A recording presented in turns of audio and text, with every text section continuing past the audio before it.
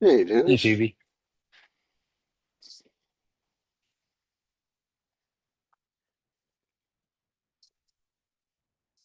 Obviously, getting more brave with the YouTube videos and the shorts and all that stuff, Vince.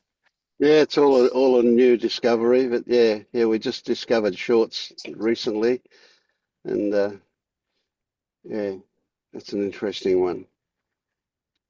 I Yeah, I don't- had a weird reaction to it. I thought it was kind of, I was like, oh no, my sort of discreet, quiet group is being marketed more. I was like, oh, that was my reaction. Aw, I I'm gonna go off video while I get my dinner started, but then I'll jump back in. Yeah, Okay, good no dinner. worries. Yeah, Yeah. you don't have to go with Anyway, video. I don't mind watching you cook or whatever. I'll check back in when I'm done. Yeah, yeah, that's an interesting one, Dennis, because I had somewhat the same kind of thing, but the motivation behind reaching more people has also been to um, get more paid guiding happening and make some money in order to support Marius's dream of setting up that retreat in Thailand. So that's been the main motivation of it. So Marius and I are both doing some two-on-one work as well, paid two-on-one guiding as well as individual guiding, and we're considering quite seriously at this stage taking one of the other groups off public and putting it behind a paywall. So it'll only, it'd be a fairly minimal kind of thing, maybe, $8 a month or something like that for people to access that group. So it'll be not public except for attendees. That's another possibility. So yeah, it is a marketing thing. It is about making money. Um, but it's also about reaching more people. I'm working really hard on Substack to get a lot more exposure so that I can reach more people because I'm realizing that I'm not going to wake up the whole world before I die at the rate I was going. yeah, no, that's good. It has a purpose. I see. Yeah, yeah, How to get this message out there is a trick. It's also part of the procedure, I suppose. yeah. The shorts was a way of getting a lot more traffic on YouTube as well. And So is it working? Have you noticed that it'll increase or? absolutely huge, yeah, yeah. So of course I suddenly realised, it's always been that way for me. When I go to YouTube, I on my Safari has got probably 60 tabs open at the moment, a lot of which would be YouTube videos that I say I'm going to watch, and I eventually don't watch any of them. Um, Close them all. yeah, but when I look at them, I look at how long they are, and if they're like an hour and a half, they're way too long for me to watch, you know. Mm. And so then I realise that I'm putting up 2 and 3 and 3.5 hour videos for people to watch, so I wouldn't watch them. So the shorts is we've found this program called Opus Clips, which you can feed the video to, and it will pick out little subject matters and make a short out of it. So it's a way of doing it. So what I realise is that a lot of those are teasers for people to maybe get in to watch a big video if that's appropriate. Although all the videos we're getting, probably on an average of about 80 views every one, um, that's still a very small amount when it comes to how many people there are in the world. Yeah, that's a good idea actually to have those snippets of kind of the conversations as opposed to a 2 hour long talk. Yeah, that'll definitely attract more people into specific topics. And that's a difference in your videos. Like your videos used to just have a sort of a date and a timestamp, and now they have a title that's relevant and a sort of a hook into coming in to have a look. So that's good. Yeah. Mm. Yeah.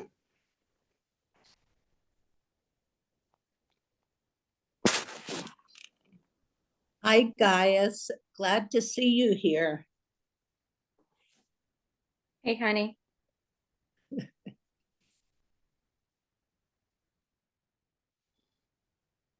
Mm. So that's the most you've spoken in a while, Dennis. Yeah. I noticed yesterday after the talk when I didn't want to talk, and you kind of went, that's fine. And afterwards, or like not long after that, I kind of felt hurt. And I was like, oh. And obviously the story around it was, oh, Vince didn't really push me. But it was interesting to feel that sort of hurt around, well, I don't really know what it was. I suppose it was just feeling hurt. Um, yeah, it was probably because I was hurting and I didn't want to talk. And then there must have been an expectation for that to be noticed. Anyway, it was useful in the sense that I did feel hurt afterwards, and I was like, oh, okay, I'm feeling hurt. Right. So that was a part of yesterday's talk. Yeah. And so it seemed to me what you just said, that you recognized that feeling hurt was revealing something to you. It wasn't just something that you automatically ran away from, as would have happened once, probably. Exactly. And not only that, it was probably there but invisible. And you kind of going, okay, and moving on to Phoebe brought it up further that I was, oh, I'm hurt. I don't think your action hurt me. It was the hurt was there, and it revealed it more. Hmm. Yeah. I suppose because I suppose frustrated, angry, and that was like a block, not wanting to talk because I just didn't want to start railing and moaning and just expressing it in an unhealthy way as such. But the hurt then came afterwards, which was sort of, or the feeling of, oh, I'm hurt. Uh, so there's been a lot of that going on lately, just feeling mind like as a mind storm the last while, and just lots of beliefs and thoughts and things feels like they're attacking me, and I'm disorientated, and Hmm. yeah, it's hard to put into words. I feel a bit all over the place lately. um, I texted Marius earlier, just kind of trying to get a bit of clarity around it, and that helped definitely. um, Feelings in the body, and just, I suppose it's still around the belief of a self and control, and that I can choose, and um, yeah, just how I've changed in the last couple of months. I feel like old Dennis was, more participatory and a little bit more at ease, and now it's, what one way of putting it is, it's like I'm doing a whole lot of shadow work, or there's a lot of things coming up, and they're very distracting and very kind of destructive, and just it's making me feel like I'm going a bit crazy, and it's all kind of contained in a sort of an anger or hurt or sadness, and so there's just, that's kind of what's going on at the minute. Mm. Yeah. A couple of things come up for me there, and this has been a bit of a theme. I just did a session with somebody earlier before the group, and something that was a big deal there kind of bleeds over into this from what you're saying, and that is that, well, two things actually. One of them is that things are so complex that we can't possibly know clearly exactly what, but we're brought up with the conditioning that it's important that we do know. So when we don't know, it gives us a feeling of being unsafe, and that's a really big thing. But the other point is that again we're brought up with and we're conditioned to believe that we are something, right? Not I don't mean something in the way of something substantial, but whatever we're feeling, we imagine that we're going to always feel it, whatever's going on. So we're allowed to be one thing. We're not allowed to be multiple things, and we're not allowed to be multiple contradictory things at the same time. But we are. You know, we carry all sorts of opposing feelings and views at the same time, and we're taught to be binary about it. We're taught to get into one and say that's the way it is.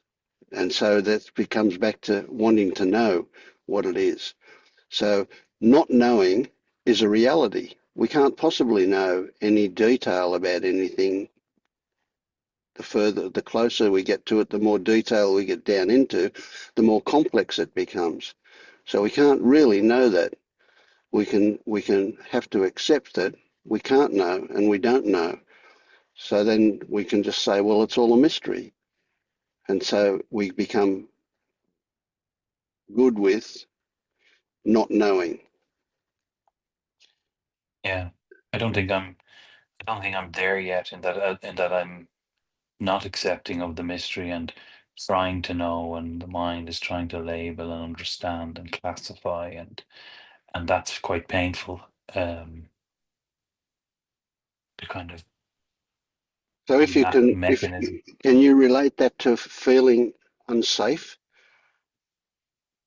I mean, it's pretty gross. That's again, it's a one thing, but and so the reality there is even more complex. But essentially, do you feel that that knowing give you a sense of security, a sense of safety? Y- Yeah, safety, and the big one for me is sort of fear.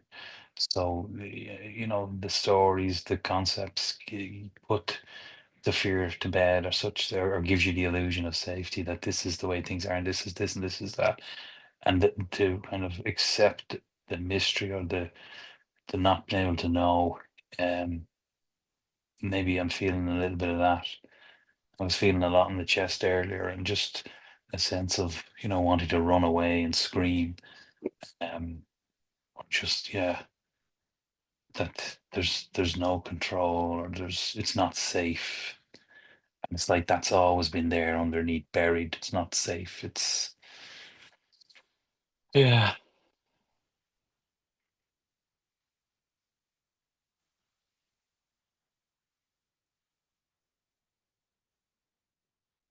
It's often helpful to take what you say, hear, listen to the words that come out of your mouth, and then look at them and look at them from the opposite perspective as well. So when you say it's not safe, I immediately thought, well, safety's a concept,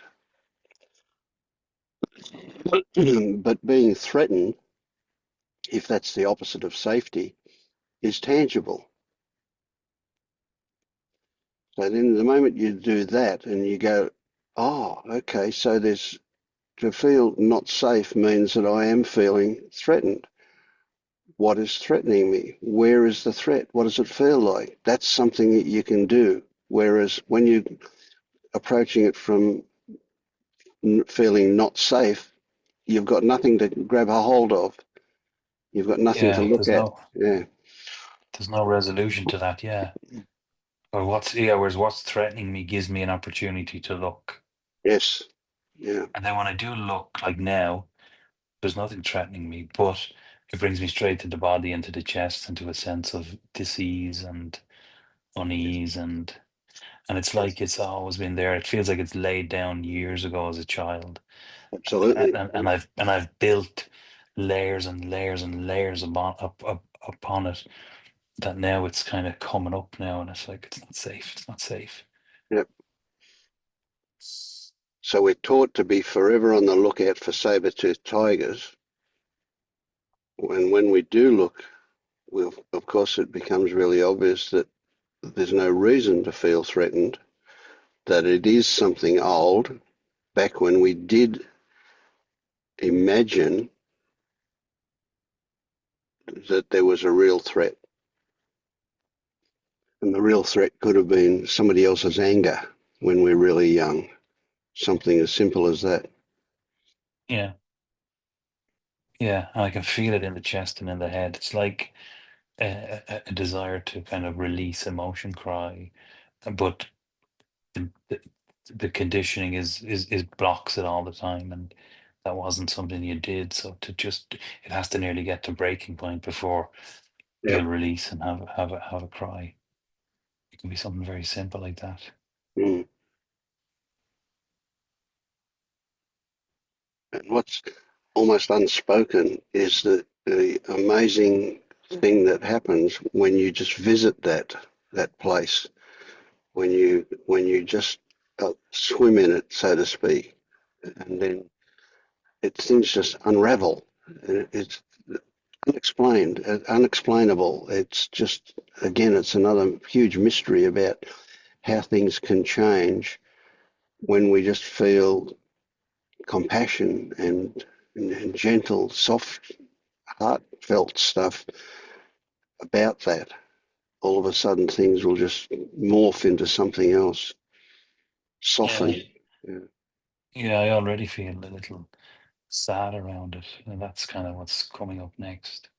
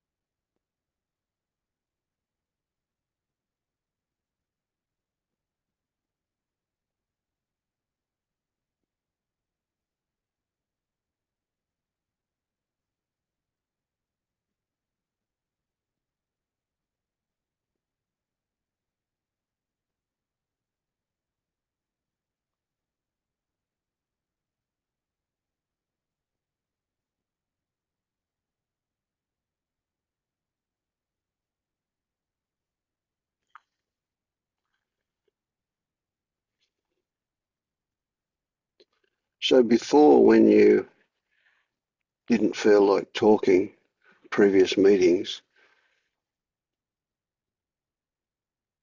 was it that you were relaxed and had nothing to say? Or was it that you were being a petulant child? It was and is. There's anger, there's fear, there's who am I anyway to say anything or to give anyone any advice or contribute, or it's all a waste of time. So it was all very destructive internal. And the only way I know how to deal with that, or the way I've dealt with all that, it seems in previous times, is to just be quiet. Hmm. Um, yeah, But it's also, it was a protective thing, wasn't it? yeah, yeah. I would have been quiet a lot when I was younger, when things were going on around and fights and arguments and things. My coping mechanism was to just be quiet, stay out of the way, Yep, yep, yep, and build up the persona of a good person and someone that wasn't trouble. yep. But I'll bet you that quiet was a really tight jaw. Yeah, I now suffer from clenching because of it. Yeah, it's still here. I feel it. Okay. It's like the heart up to the neck, into the jaw. It's like a circle of sort of something wants Mm, to release. yep, yeah. So very easily you can see, I mean, it appears to me that it's easy to see that that's a way of suppressing things, containing things, keeping them down, keeping them in and down. Mm. Yeah, yeah, Oh boy, that. That's hard on the body, isn't it? Mm, yeah, definitely. But it's like that mechanism that maybe could function or work is broken. That's the kind of thoughts around it because it's been suppressed so long that it just doesn't function.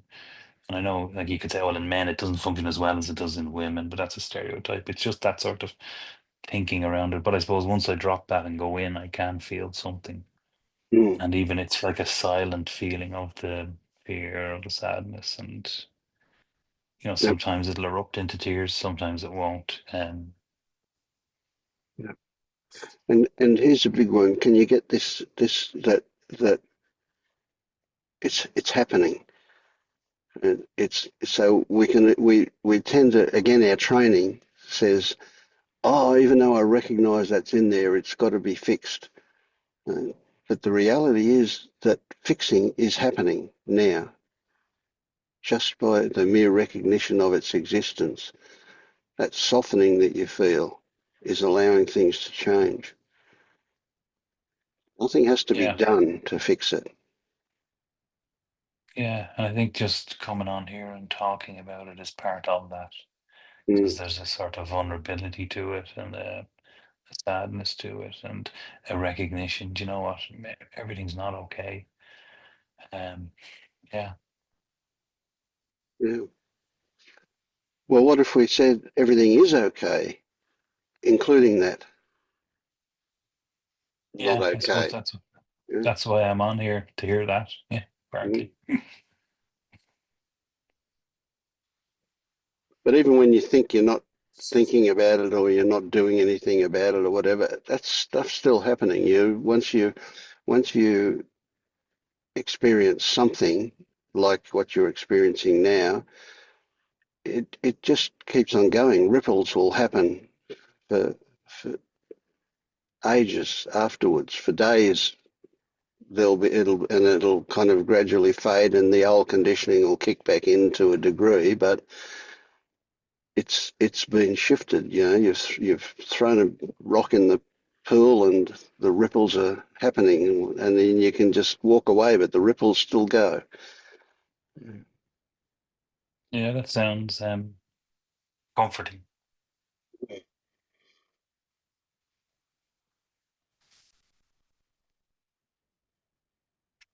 Yeah, because I noticed like for the last probably month or more, just an inability to sit still or to not do anything. I'm always jumping from one thing to the next, just doing things, and just trying to get out of my head, whether it's just behaviors that are destructive and just the inability to just sit and feel. Mm. Um, Yep. So something was bumping the lid. that's it. Yeah. Yeah. Because I remember being able to, like, I haven't meditated really in a long time, but just inquiry is something I would do every now and then. And I remember sitting there meditating, gone on retreats, and like, I can't sit for 5 minutes to meditate. The mind is just pulling out of me a lot.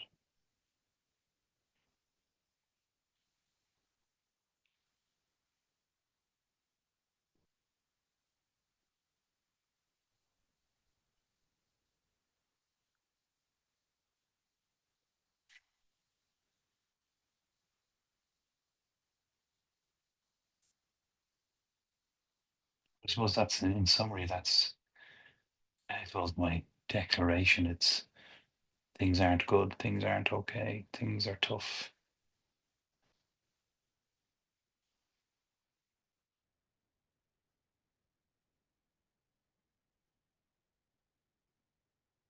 Recognize that things are moving. Mm.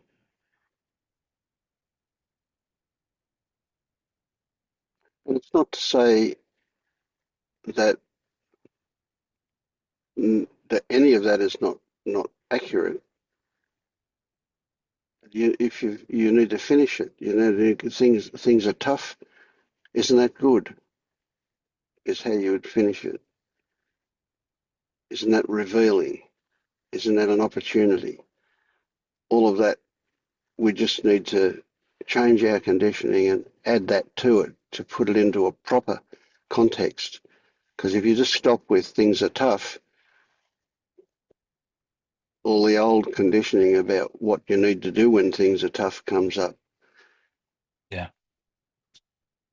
Yeah, the old mind and all its beliefs and ideas about you're no good, you know, all this, you're unlovable, blah blah blah. Yeah, That'll yeah. creep in if I don't like what you just said. Yeah, things are tough, and that's good. Something is, as you said, I like that phrase you mentioned. Something's bumping the lid, so there's a way through, essentially. Mm, yeah. And it's obvious that why they're good or how they're good is because it's active. You know, prior to that, it would you know you had successful ways of avoiding it. Now you're not trying to avoid it, and you recognise it's active, and so something's happening, change is happening, evolution is occurring. Yeah, yeah. The idea of shadow work versus if this is the actuality is something completely different. Mm.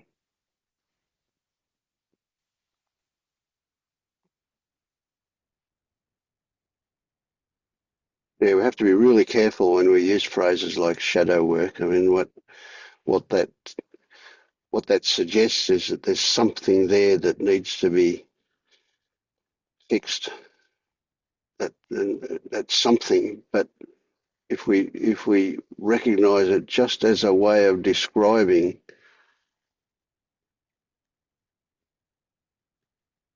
an activity or an evolution or a happening is a better way to put it, then it's not it's not something that needs to be fixed. It's something that we just can watch.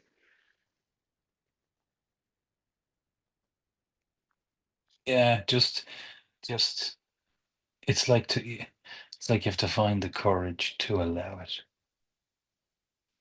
Well, go the opposite. That one immediately provokes in me the idea of the opposite. No, don't find the courage. Courage is like safety. It's another bullshit thing. It doesn't exist.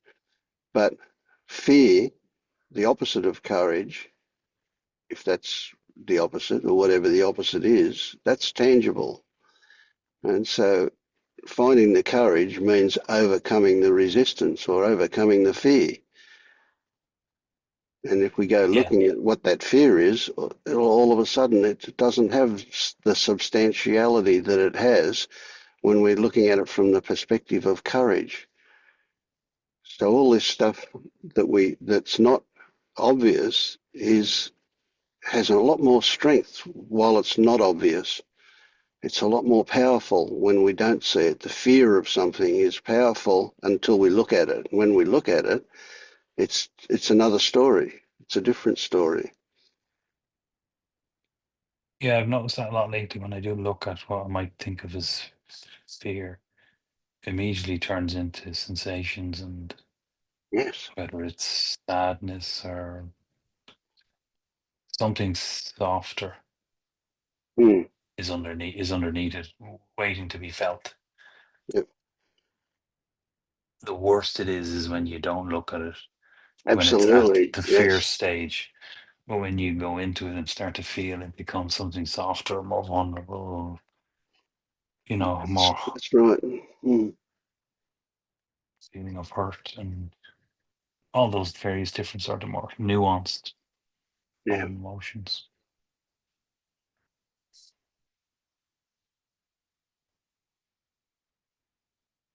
Now I cannot make sense of how all our training seems to be in the wrong direction.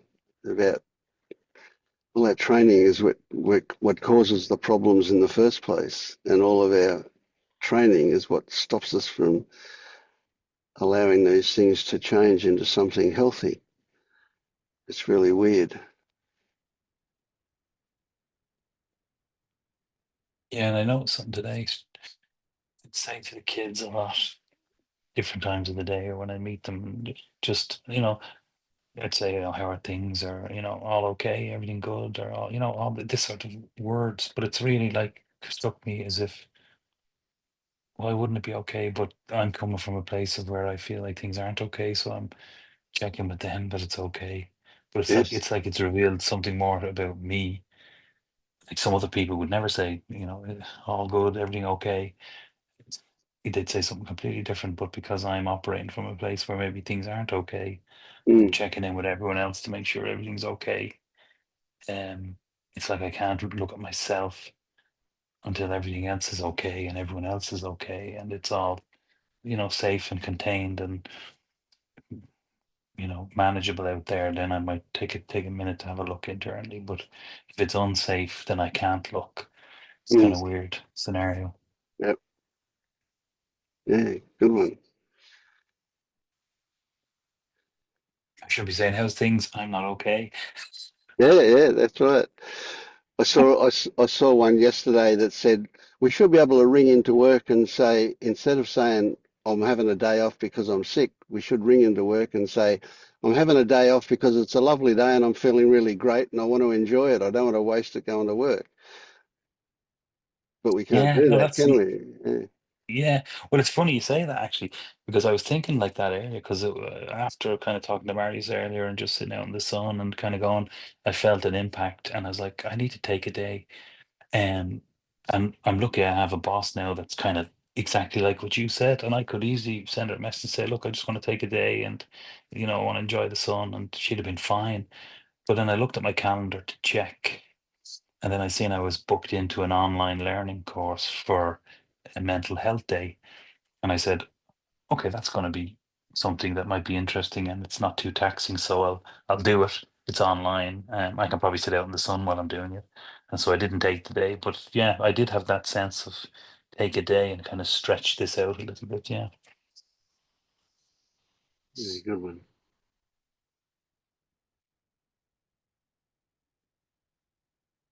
Yeah, when you were talking about saying to the kids, have a good day, the phrase, don't let the big bed bugs bite, came to I've mind. used it. And Yeah. that's obviously from way, way back in history, that one, but it's the same thing, isn't it? It's like, watch out for the saber-toothed tigers.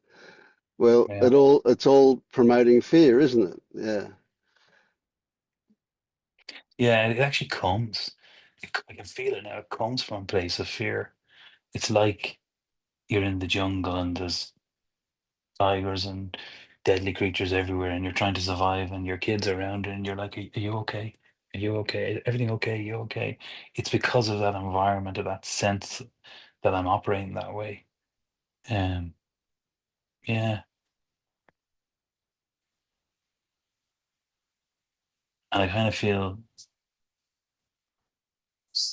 surrounded that I'm in some way passing something on to them by doing that.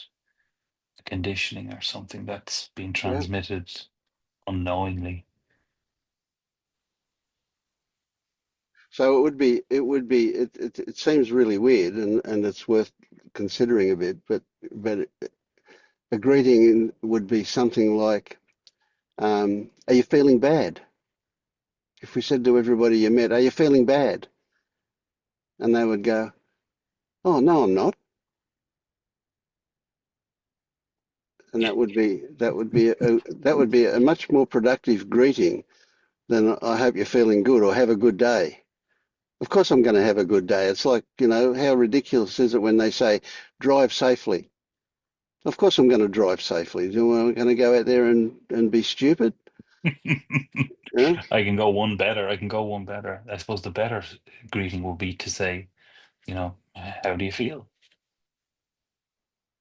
yeah, Um,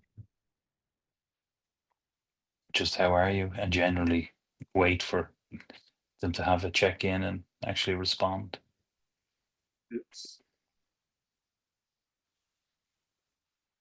Yeah, I might just look at that and even change the way I kind of greet and inquire.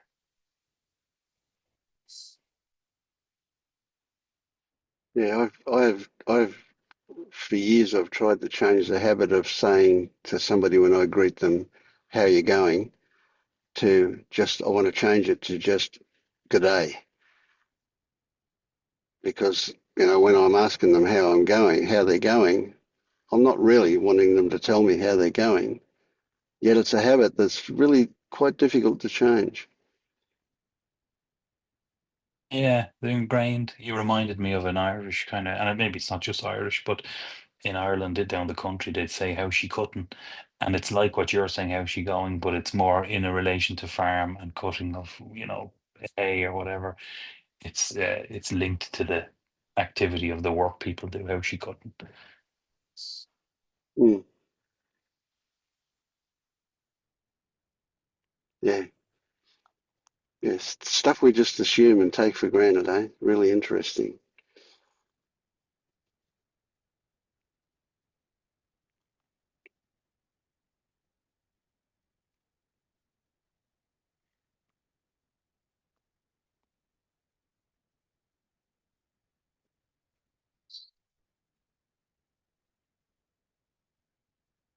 Anyway, I just wanted to say again, thanks for doing this, Vince, and thanks to this community for always being here. Right. And you can say thank you, Dennis, for being part of that, contributing Yeah, to. Yeah, that's a bit harder to say, isn't it? To thank yourself. yeah, definitely. But it's obvious that you're a very integral part of what you experience.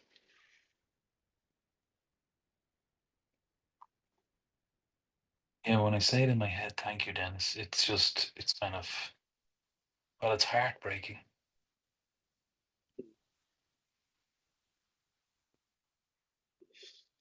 Mm.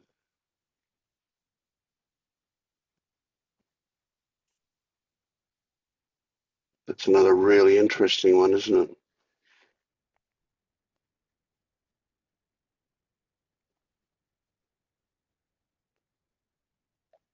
Yeah, it makes me quite emotional.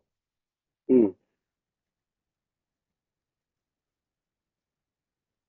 I wonder if it's just that intense desire for acknowledgement or Yeah, there is connection. that. Yeah, there's that, but it's like there's also the exact opposite of that operating at the same time. It's like, don't look at me. But, but yeah, acknowledge me. Don't look at me. Don't see me.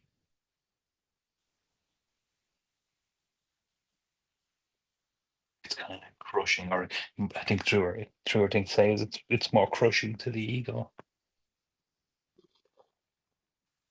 Mm.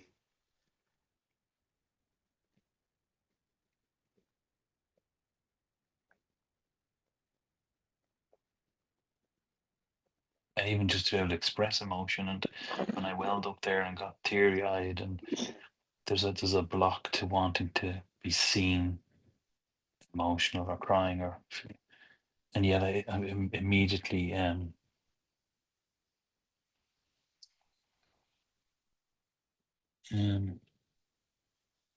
well, other people in the group comes up that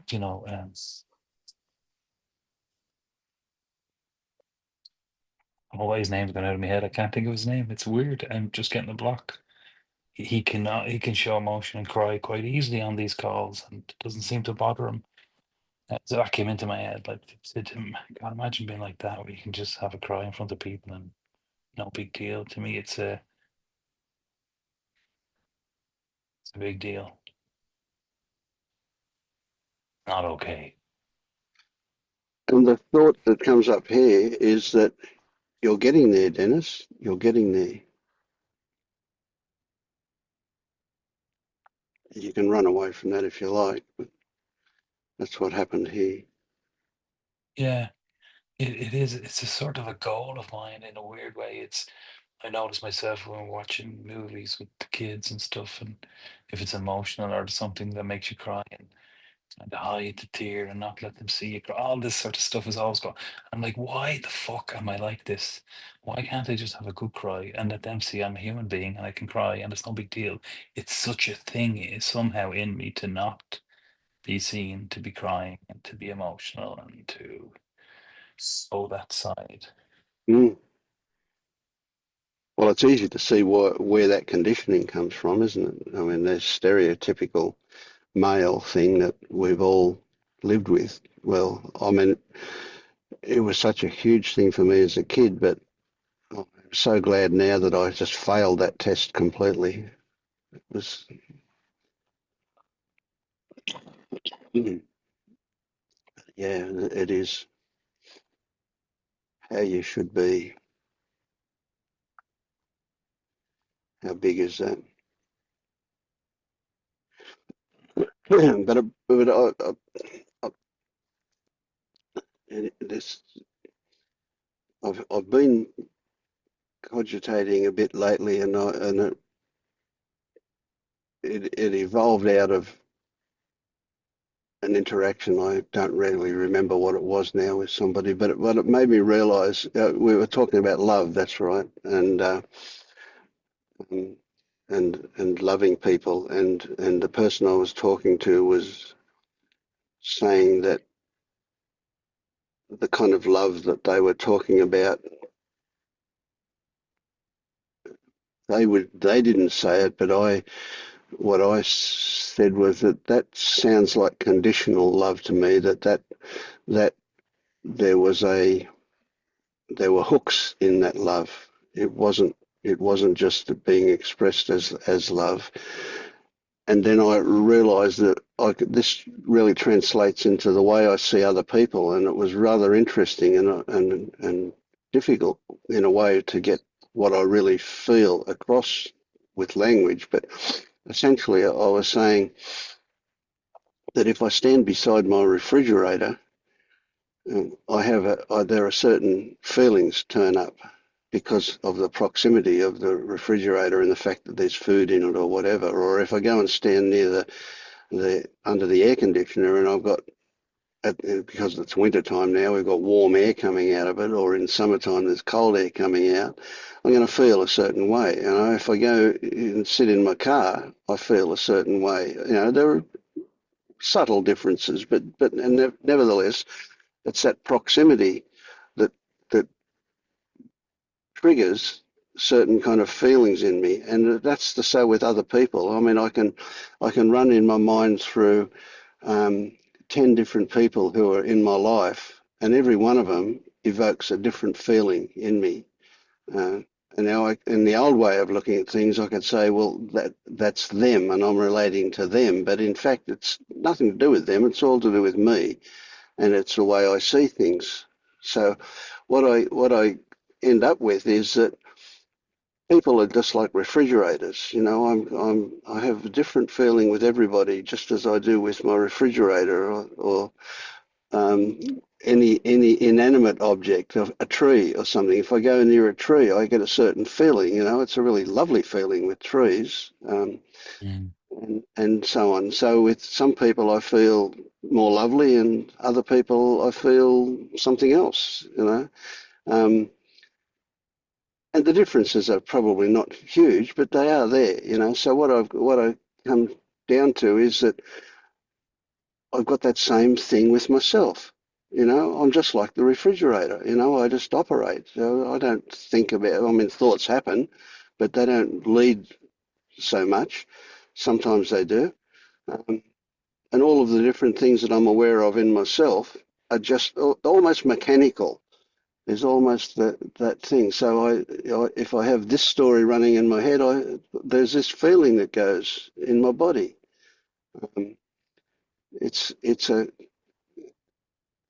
it sounds like an objectification, but it's not, because it's the opposite, because all of even the inanimate things are subjective, not objective.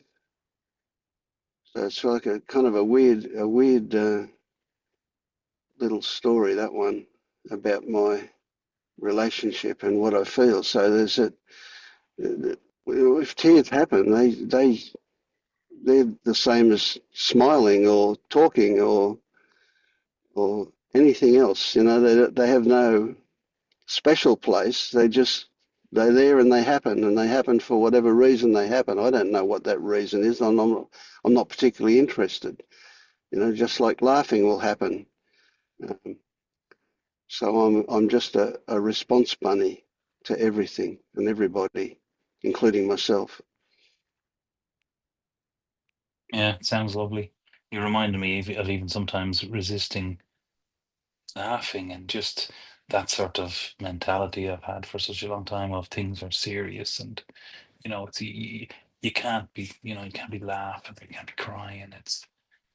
It's probably part of that sort of if you're in that fear, fight or flight sort of mindset all the time that you just can't relax and laugh and cry because you're at war. So there's no time for that. That's later when you could, Mm. when there's downtime.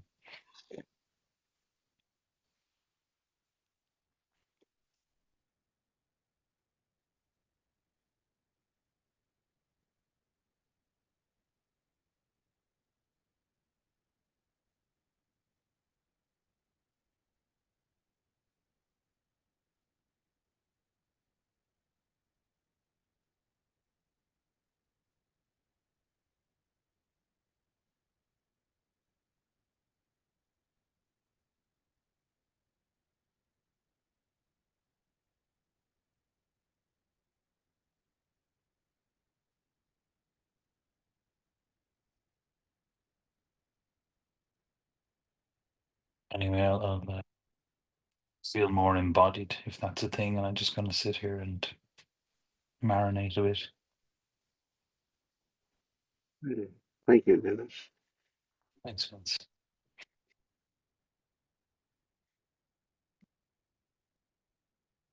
And just add to this that when I'm around you, not just interacting with you, but even when you're just there and quiet, there's a kind of a good feeling I have. It's a pleasant, enjoyable kind of thing that comes up for me. So you're a particularly nice refrigerator for me. Thank you. Fridge is empty. I know, I think you're full of sweets. Yeah, Yeah. fizzy jellies. Yeah. No, Dennis, listening to you brings up for me what I went through for the last, I don't know. Just come a bit closer to the microphone, Phoebe. Your voice is cutting in and out. There we go. Yep. That's my AirPod. For the last 6 or 7 years, I found it impossible to cry, even by myself. I just could not cry. And I started working with KI, with Kilby inquiries, and they talked about this, there's anger repression, and there's also sadness repression. And I was a sadness repressor. And it's, for me, it just felt like devastation getting near the sadness. It's just felt like it would just destroy me. But now I'm like tears are welling up right now. And now it's like, oh, I can do it now. But it took me about 2 or 3 years with KI before I was able to crack into that. And so I don't know if it's the same thing for you, but yeah. And I think for me, it had to do with just what it was like as a very young child for me. There was just so much sadness. And it was unbearable. So my response was just to get angry with the world. And that worked great because it kept people away from me. And And but you don't strike me as an angry person, so I don't know if that. Yeah, no, that's interesting that you say that, Phoebe, and thanks for saying it, because it's like the mind looks for the angry person, and I thought that's what it is, all this anger suppressing what's underneath it. But lately, when I've looked, you're right, it seems to be a sadness there. There's a sadness there a lot when I look. I'm just sad. And it could be that, what you're saying, repressed sadness or sadness repressed. So yeah, any actually time I check in, anger isn't there. Well, maybe anger was there before, but now it's definitely, when I check in, there's a sadness. Yeah, definitely. It's under the fear. It sounds like the fear is a way of not looking at the sadness. So yeah, that definitely resonates. Thanks. Yeah, it's safer. It's safer to feel fear than it is to feel the sadness. For me, like Yes, because the anger. fear, there's still fighting the fear, but sadness is a kind of a collapsing into helplessness.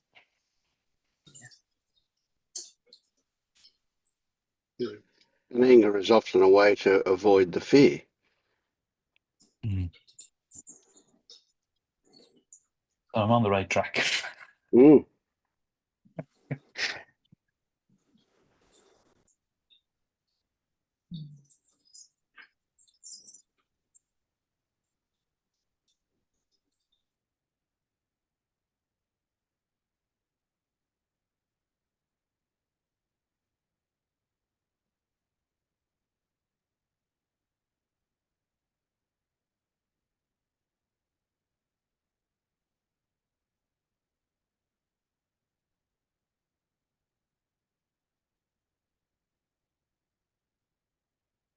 Feel like I have lots of brothers and sisters and aunties and uncles on here. It's great.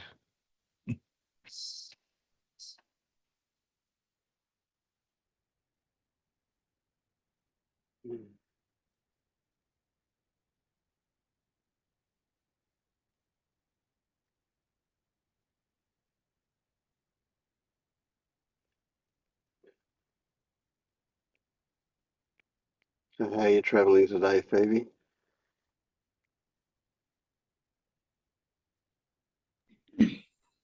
Um, really good. I slept last night, which was super helpful, and I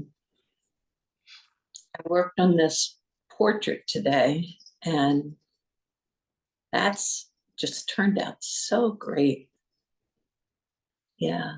So I got direction on Friday night. I got direction from a master artist whose specialty is anatomy, and he took a look at the portrait that I did 27 years ago, and he pulled it up, and he, with his pen or his marker on his iPad, he told me what looked good, what was right, and then he also told me what didn't work, that was structurally, it wasn't correct.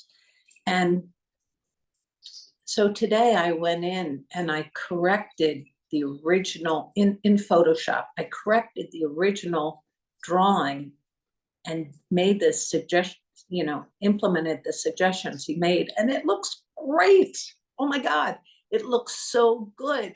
And it's like, even if they stick with this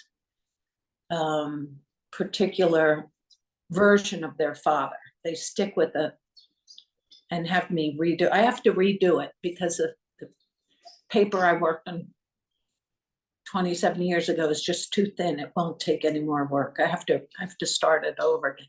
But when I redo it, even if I work from the same image that I have, it will look so much better. So that feels fantastic. And the other thing is I'm meeting with a model from New York City at the client's headquarters in Exton, Pennsylvania, tomorrow at 1. And I don't know what the hell I'm doing, but this is how real artists do it. They get models, they stage it. So I'm going to do it, and it's a crapshoot. I really don't know what I'm going to be doing, but I'm just excited. I'm just excited to like up my game, and so that's how it's going. But I was really happy to sleep last night, because sleep is a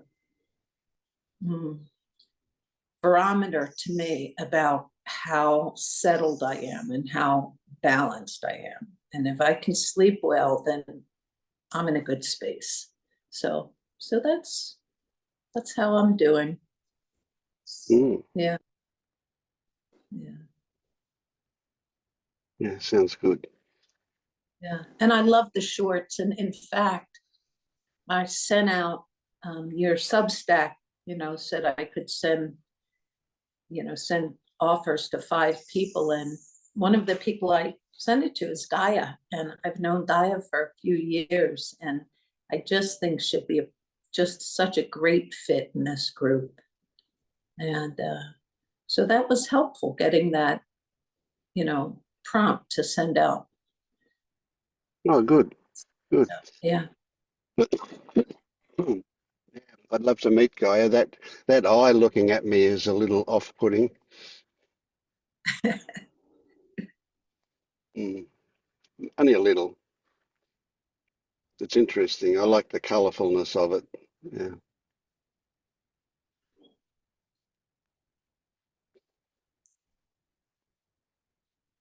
Well, sorry, I haven't changed that icon in years, so it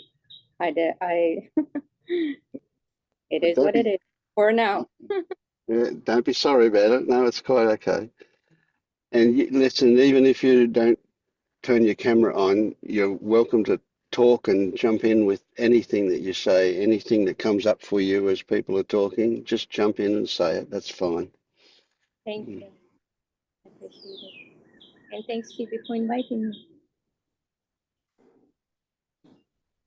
I missed that last bit. Say it again. Oh, and I said, and thank you, Phoebe, for inviting me.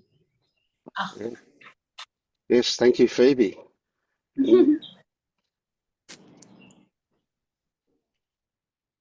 oh, Dennis, that was the other thing I wanted to say to you was one of the exercises that Pernilla gave us in the retreat was to look in the mirror and say to ourselves, I love you. And naked, like get naked, look in the mirror and say, I love you. I love your thighs, the belly, the tush, everything. And I think there was resistance for me initially. But then I just embraced it. I was like, I'm doing this thing. And so there was a shift there. And I wasn't expecting it, but it happened. So you could see if, and then although I do want to have a caveat here. my partner is always saying to me, please don't give me advice. So it's not advice. I'm just saying it worked for me. No, I appreciate it, Phoebe. I'll give it a go, and I'll report back in a month's time if anything shifted. Yeah, because the thing is even the resistance itself, it's like, what is that resistance? What is that? Where's that coming from? And how old is it? Yeah. You know? And because I think it is a worthwhile exercise to do, because it will reveal some resistance. The way when Vince, he didn't push me to talk, I felt something. So just looking at myself I've no doubt, bring something up, and then there's an opportunity to look at what that is. And this advice thing is really interesting because, yeah, I didn't see you as giving advice. I saw you as sharing something that you experienced, and that's inclination. But what was really interesting was can you remember now, Dennis? Can you go back 95 seconds to when Phoebe first said it, and your reaction was the head went back. There was a distinct something. I don't know what it Yeah, was. Yeah. I don't remember doing that, so I wasn't conscious. I do remember smiling, thinking it's funny, and I had a vision in my head of me standing in the mirror, telling myself I love myself, and not meaning it, and seeing how it played out. So there was that, but yeah, it feels relevant now because yeah, 20 years ago you might have done it and said, yeah, I do love myself, and then now you're like, Not as much." So yeah, Yeah. Well, it also fits in very much with that self-compassion about when we said for you to thank yourself, right? So this idea that we have about ourself is really interesting, and we carry a lot of baggage that we don't realize we carry until something like this pops up and we get the opportunity to expose that baggage. So, and this is partly what happened for Phoebe, I'm imagining, that all of a sudden that baggage that she was carrying was seen to be superfluous and just got dropped. yeah, that's it. This is all exposure work, really. Yes, And it's fine to give advice, Phoebe. I mean, the way I look at advice is people can give it. It's up to here to either take it on or not. So it's always good to get feedback and decide, what you're going to use and what you're not. If nobody's giving you any feedback, sure, that's probably not a place to be either. So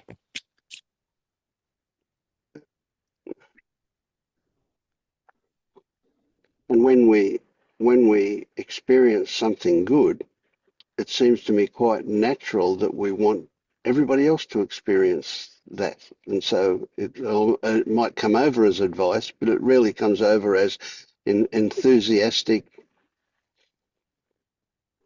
Well, I don't know what you call it, but it's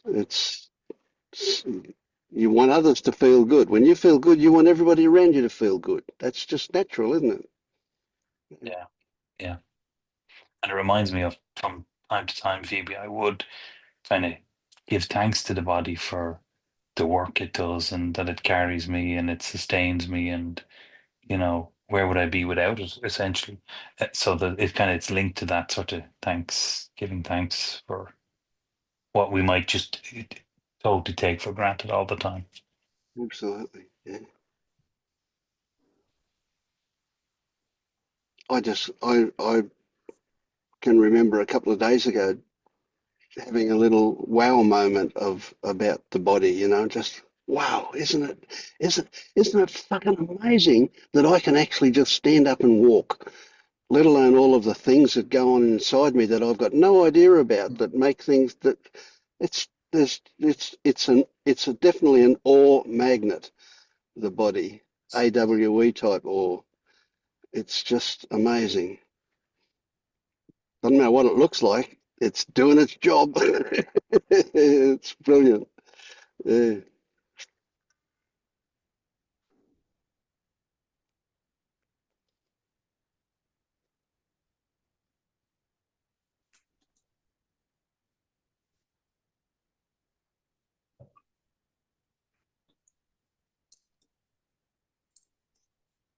Yeah, you've just reminded me of I don't know why this is relevant or if it is. It's like it was a saying I heard recently. When you're young or something, when you're young, you worry about what people are thinking of you.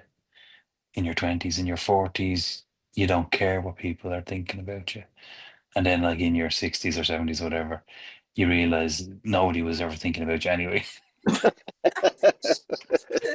Yeah, that's good, isn't it? Yeah. Yeah, Mhm. yeah.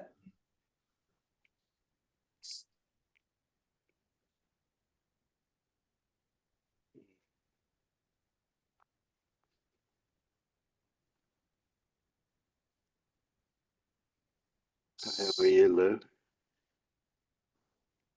The only thing is what we think others are thinking is really what we think of ourselves. So it doesn't really have anything to do with others, I don't think. Yeah. Yeah, we just project what we're not willing to acknowledge in ourselves onto others. They don't like me. Mm.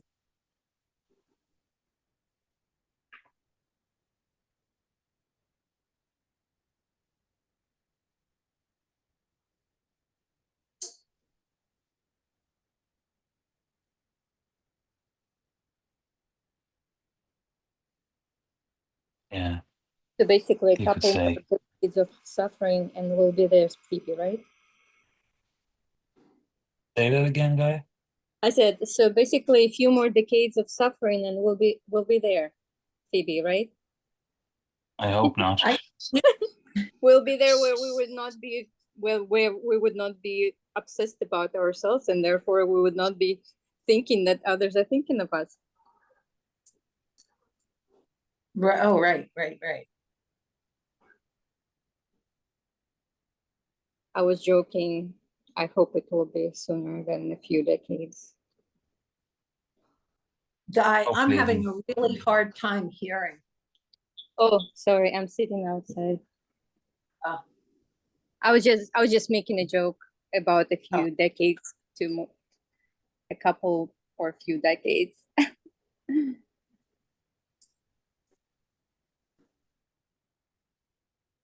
Speaking of jokes, I heard a joke recently. I thought it was funny. Chicken walked into a librarian and it was like, "Buck, buck, buck, buck, buck, buck, buck, buck." So the librarian gave it a book and he went off for an hour and came back. And came back in, buck, buck, buck, buck, buck. So the librarian's going, "What the hell is this thing? Look, gave it another book. Third time, came in, buck, buck, buck, buck, buck." So followed the chicken up the road and over the hill and up to a little ravine. And there the chicken was. And beside it was a frog. And the frog was saying, "Read it, read it."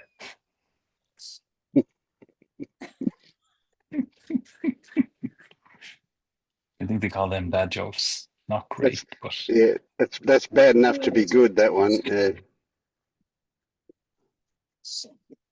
Mm.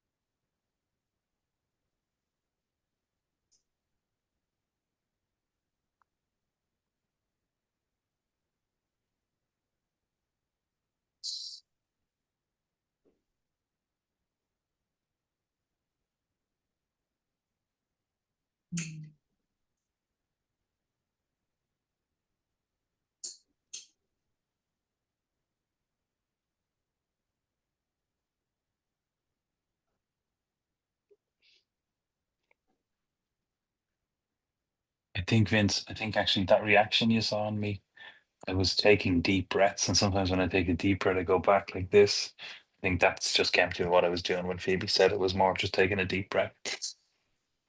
I don't think I was aghast at what she was saying.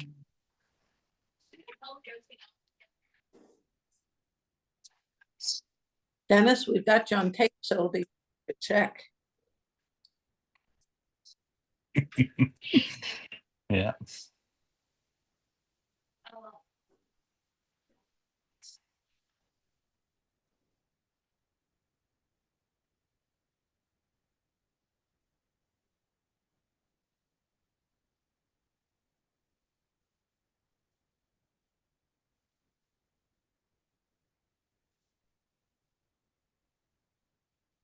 How's your busy life been lately, Lou? Hi, Vince. Hi, everyone. Yeah, I had quite an interesting day. I thought I couldn't quite figure out what was going on, but I'd agreed to go out with a friend and her son, who's a friend of my autistic son's. So we thought we'd take them out for a walk. And I've been with this particular person before, and they talk a lot.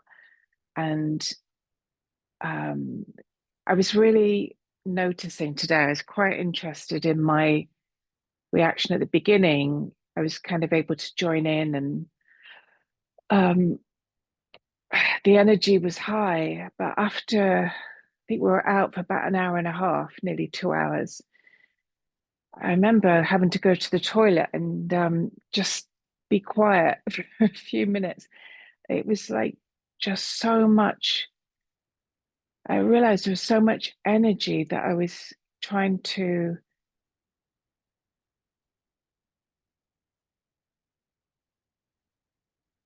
I don't know.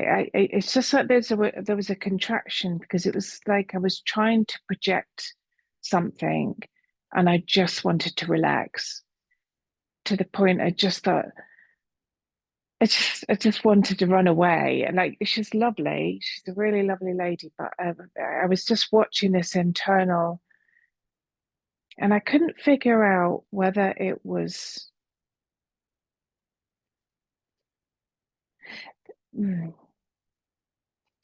But what I noticed after I came back from the break is there was a lot of, I noticed more selfing coming in, some old patterns came back in, getting negative, joining in the negative, just some icky stuff that that hasn't been there for a while.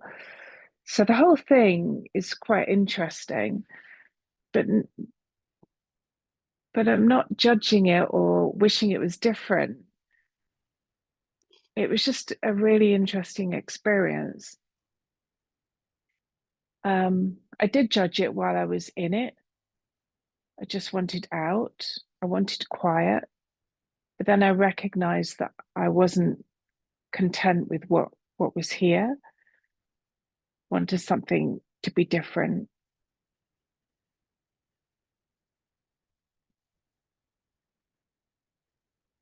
It was more about the energy. Like she's very positive, very upbeat. Her son's lovely. They're actually quite pleasant people to be around, but there was something about the energy level that I just couldn't maintain. And I had never noticed that before. Yeah. So it's interesting, that one. It's a perfectly reasonable thing to think if you can put it into a perspective where you might say the preferences of this organism, right? This body, mind, organism thing, the preferences are always towards pleasant and away from unpleasant. It's just a natural thing that we have. And some people, without realizing it, but just by their very nature, tend to take us in the wrong direction. Something it's like your smile muscles get fatigued. Yes. Yeah. Yeah. And so then becomes a thing of how do I manage this? Do I put up boundaries? Do I avoid this person? Right? Do I attempt to change this person? What goes on for this? You know, that's a really interesting kind of procedure that needs to happen. And it seems like, you know, that could easily take us into the doing thing. You know, I have to do something. I have to put up a boundary, or I have to tell them to not talk so much, or I have to whatever to change that. But just by simply being aware of what goes on is very likely to open up possibilities that will come. It'll just happen again. You don't have to do Yeah. anything. Yeah. But I have a friend like that I know, and she just non-stop talks. And I realise that, you know, what I do a lot of the time is just tune out. She doesn't need me to listen. She just goes flat out, and it's okay. I just Well, that's interesting because I remember thinking there's no gap, there's no, it's just one stream yes, of dialogue. and very much one-sided. And what I noticed is there was a need to appear like I was listening. Yes. There was part of me that just wanted to tune out. I just wanted a moment just to tune out, and I think that's why I went up and Yep. I went to the toilet for a few minutes, which really helped. But it's the first time that I've actually noticed this Yeah. going on, and So what you'll I find don't, is, that she's probably being that way because of that's a, let's say it's a nervous thing, or she's for whatever reason, that incessant talking that she's doing is somehow of value to her, right? yeah. But you being the way you are will change the way she is. Just that, So you might even say to her, take a breath. You don't have to keep talking, or not necessarily in those words, but somehow you'll find that she's probably a bit nervous around you, and that's why she's yapping so much. That Mm, if she relaxes, she won't be doing it quite so incessantly. But on the other hand, you never know. See, my mother-in-law was like that. She used to just talk non-stop when she was with me, and I, after a long time of being there and paying attention and responding to her, at the right moment and all of that stuff. One day she was talking and I needed to go to the toilet and I'm waiting for her to draw breath so I can say, look, I've got to run to the toilet. Well, she didn't draw breath. And so in the end, I just got up and went to the toilet. And when I came back, she's still talking. She didn't need me there at all. that's how this felt today. Yeah, Yeah. Oh, yeah. it's funny. So It's really funny. it's her way of coping with her own whatever's going on for her. So, yeah, Yeah. It did occur to me that that's just how that's her way. That's her way of doing things, and that's fine. Yeah. Yeah, it was just interesting watching the internal yes, reaction responses, and yeah, some of it was conditioning. Is like you're taught as a child to be polite yeah. You don't want to be rude. and You all don't that, want to, yeah, and that's social conditioning, and yeah. yeah, Yeah, there's other, then like it's like we're talking about the refrigerator. Like, yeah, there's other people that you could talk to for 2, 3 hours, and and it's not exhausting. It's very nurturing, or it brings more energy. So yes, yeah, yeah. It's not even yeah, it's not even about what she was talking about. It was just that fact that it was so incessant and there's no break yeah, and it had to happen. And yeah, yeah, yeah. And then I just came back and I lay. I think I just went and lay on the grass on this for about must have been about an hour. I was just exhausted. yeah, But yeah. But no, it's been uh, yeah, busy but quiet head, and just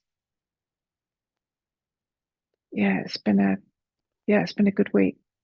Good yeah. week.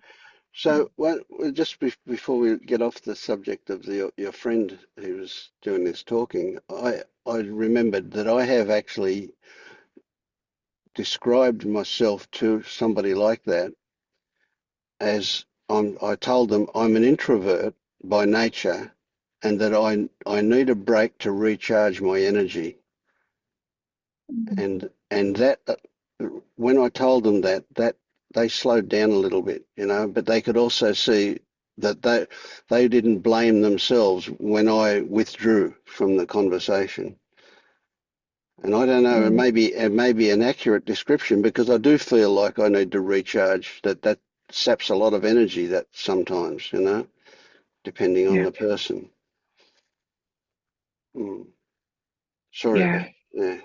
No. I think you're right. I think, now I've seen that. Maybe next time there'll be something will come up to. My brother's the same. When I'm with my brother, it's just I, I have to go and recharge. Um, but yeah, just knowing that's what's needed here is. Yeah, I've never noticed that before. So I just keep going and going and wonder why I'm exhausted. Yeah, yeah.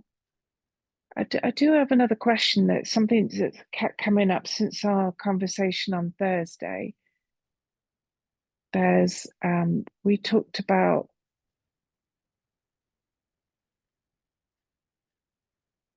getting into the body, and somebody had asked, what does getting into the body mean? And we talked about, so, and I went back to have a look at the transcript to see what you said, but I, it, it seems like I'm missing something. Like when I look at the sensations, and like I can be driving or something will happen, and there will be, that sensation in the chest, like someone's really pressing on the chest. And I think you said, what is it without the label of the sensation? So I've been doing more of that, and that's just been noticing more of just movement. It's just movement. Which And is a then label in itself. Okay, just movement is a label, yes, uh, it's a lesser label if you like. Um,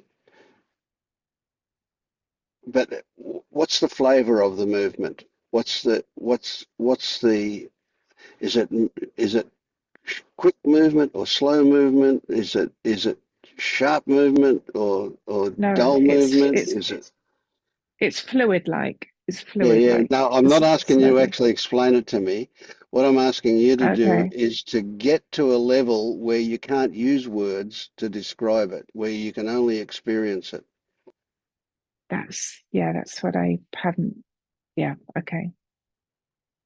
Because the subtlety of it, like it'll have color, it'll have little curly bits and um, it'll have heat and what all the complexity of it will be way beyond the ability to describe it, and that's the level Okay. of experiencing it that I'm talking about.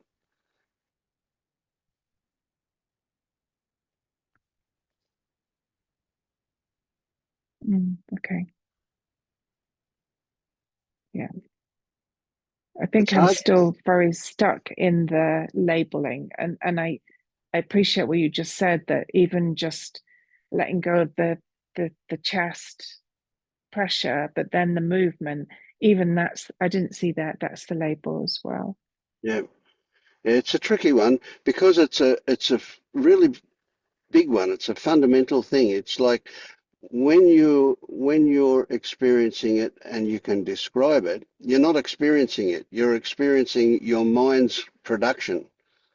What the brain comes up with, the image of it. That's what you're experiencing when you're able to put words to it. But when Yeah. you can't put words to it, then it's not the brain, it's the senses. Yeah. Okay. Right.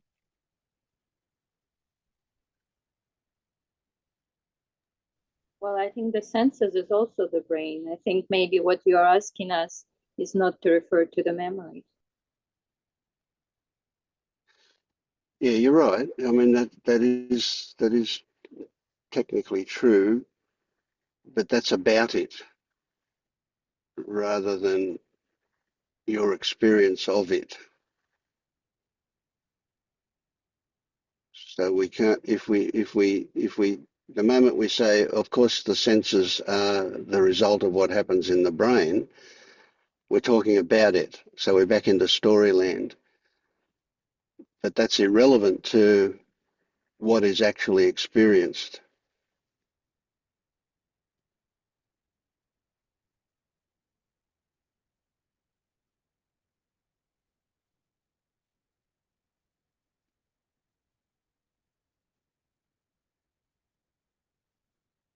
And there's that very subtle relationship to the sensation still. Yes. And it's a seeking, there's still a slight seeking to get somewhere. Yeah, it takes us to the edge of knowing, wanting to know, needing to know, not knowing. Yeah. It's right.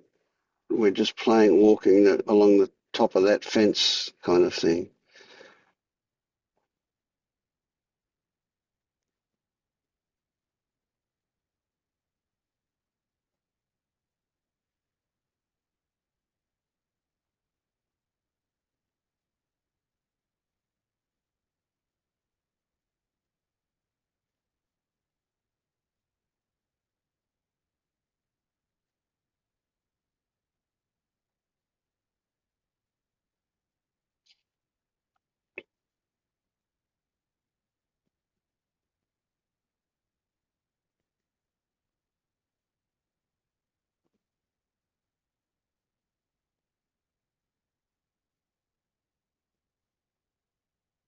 It's beyond a point of being able to talk about it or form any idea about it. Hmm.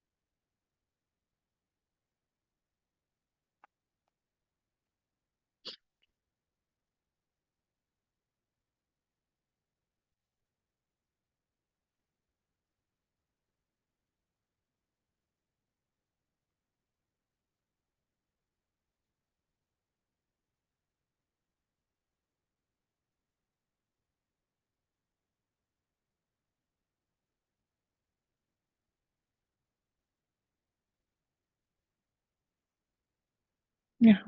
Gosh.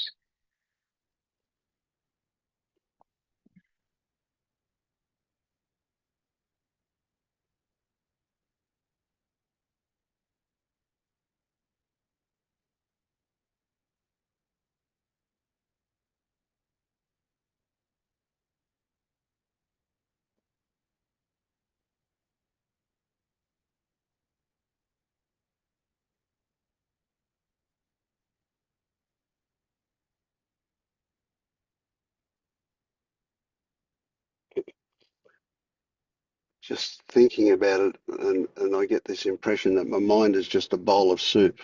I cannot make any sense out of it. But it's such a big one because it is that movement from concept into what is actual. It's that shift away from the world that we are so familiar with, that we know, that turns out to be in our mind, always in our mind, and into a world of what is actual. So you could take somebody up against a tree. This is what the story that came up for me.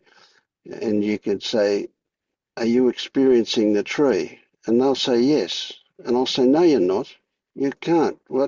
You're only experiencing an idea, right? Touch the tree, right? Are you touching the tree? No, you're not. There's a sensation in your fingertips. That's what is actual. That sensation in the finger. The whole idea of a tree is a mental thing. The whole idea of a trunk of a tree that you put your fingers against is a mental thing. The whole idea of your fingers is a mental thing. There is a sensation. And all of a sudden there's something that's actual and it's a sensation. And it's not a sensation of something, by something. It is just a sensation. There's no tree. There's no fingers. And even the interpretation of that sensation is a mental thing. Oh, it's cold. There's pressure. It's whatever, just mental stuff. The actual sensation is just that sensation and cannot be described.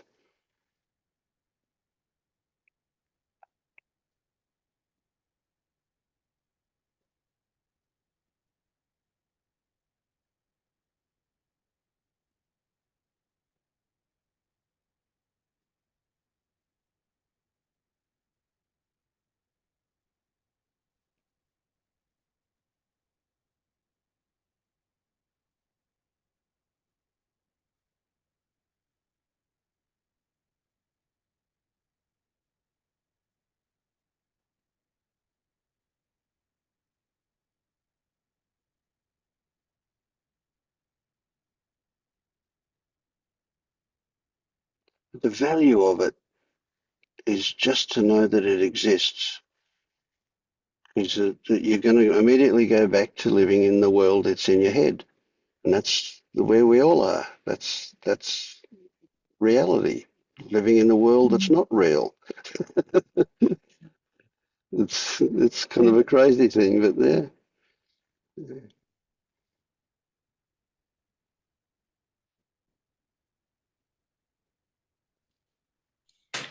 Louise, I have that dynamic with my daughter-in-law, only I'm the one that talks nonstop. And I'm often aware of how much I irritate her. And for me, it is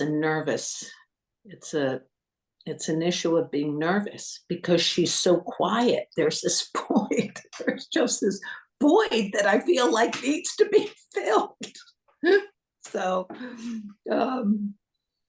but the last time I was up there, I was really conscious. I was watching myself talking and I was thinking, she's really irritated. Like she's not enjoying this conversation, this one-sided conversation. So I'm going to be going up there again in the next 2 weeks, and I'm going to visualize you every time I look at her. And I would never do that to you because you don't make me nervous, you know. I could So, speak to you for 2 hours, Phoebe. Yeah. yeah, it's hard. And it did cross my mind today that there's probably I sense some nervousness, some what I would have thought was confidence before maybe was Right. Yeah. And this is like the whole where you were just pointing to, Vince, just knowing like seeing more and more labels, every day. There's more realization of labels. So for example, when a trigger came up with my son today, immediately there was a melting. Instead of the tenseness, there was a melting. I didn't do it, but it went the other way. It melted away because, and it's like there was something that knew that it was the same for him. What was going on for me was the same for him. So his reaction that I responded to was from his response to something. And there was just this kind of two-way I don't know if that makes sense. I There get was it. just more of a knowing that this is not personal. This is just an interaction that, yeah, felt more energetic. Yeah. I do have a bit of a weird thing that's happened, and it's really strange. But I've had this. It's really strange. But I've had this weird thing looking at brick walls. Well, before a brick wall was a brick wall. Dennis is laughing. That I can see him laughing. But I'm saying this because I feel very vulnerable saying this. But they are. I just notice the detail in brick walls, and they're all different. They're all very different, and it's just sometimes just like stop. But I can't stop looking at these brick walls and how they're all different. It's very bizarre. It reminded me of your puddle fence. Mm, Yeah. yeah, I love it. I think it's great. Yeah. And there in a way is an example of what we were just saying about the before a brick wall was what you imagined a brick wall was. And your mind came up with these, that's a brick wall. And so, that's what you were seeing. And although there were variations with different brick walls, you were seeing what your mind created. Now, when you're looking at them like that, that's a direct experience of the brick wall, right? And it's the detail of it is jumping out at you, and the fascination with that detail is apparent. That's yeah. And I get what you're saying. I can imagine brick walls straight away, and they're fascinating, aren't they? They're all because all of these shades of, especially the older ones with the baked clay bricks, Yeah. incredible Yeah. hues and uh, structure of them. The brilliant, brilliant. I love it. Yeah, I get what you're saying. Yeah. Bit bizarre. No, it's not bizarre. I mean, it might be Oh, bizarre from a conventional point of view, but it's not at all. No, I love it. it would have been bizarre if I put it into the conversation today.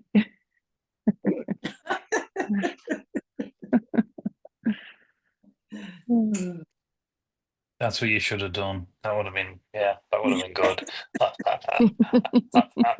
I have something similar with it's more with kind of trees and leaves. But it's the same thing. You just look at something without the labels, and it's and when you were talking about the bricks, I know I was laughing, but I was imagining rubbing those lovely smooth red bricks, and then there's different ones that are really coarse and would cut your hand, and then there's the blocks that externally are one way. And when I went to college, they built this whole college with block, and they purposely didn't paint or do anything with it, so you were just looking in the classroom like block and brick, and I can see it all.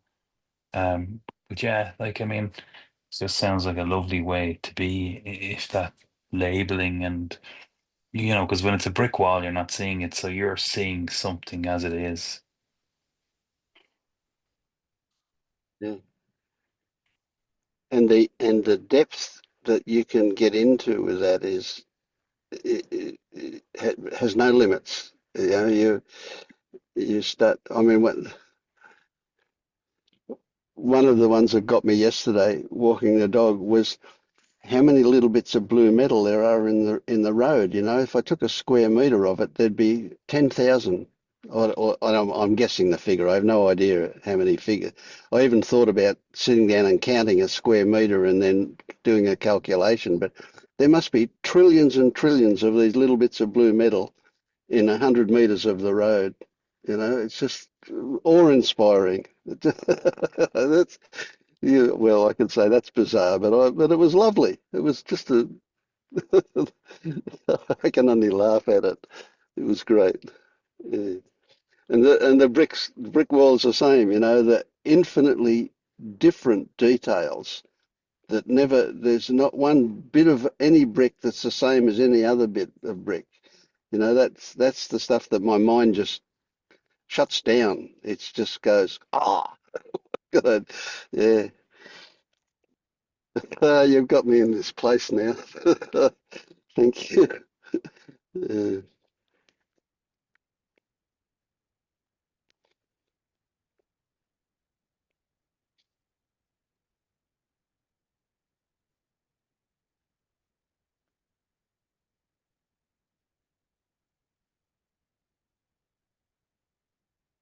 That's what I call the actual world. And the world that most people live in, these days I refer to as the unreal world. That's the world of the mind.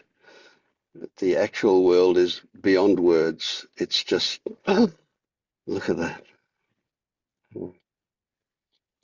It's what Phoebe gets into when she sees a painting. Just look at that.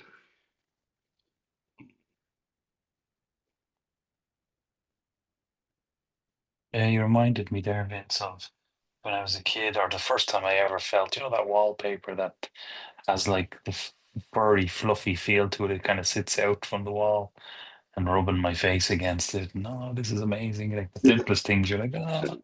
Yeah, yeah, yeah.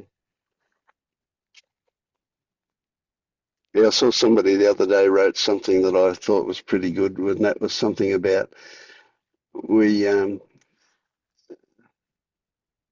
we go back to being a young child when we wake up.